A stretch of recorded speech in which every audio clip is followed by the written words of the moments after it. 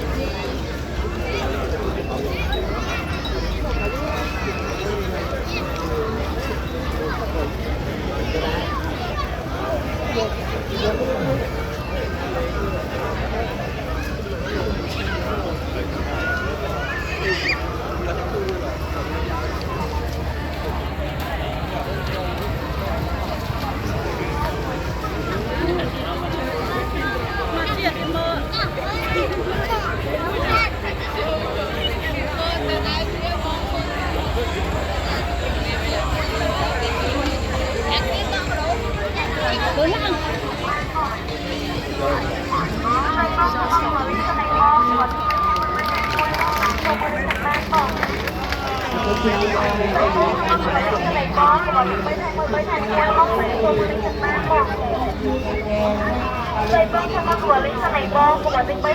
thay môi móc này con mới lên Việt Nam con.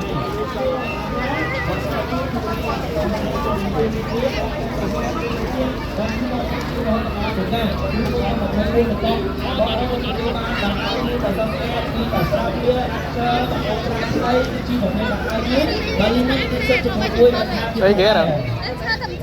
ăn sơ ở ngọt rồi như con bóng nè, con học bóng khi con bóng là chưa ban đó nè, và gần đây thì xe học tàu chúng ta bốn, mà không đá không tay, và khi qua vào con hơi đi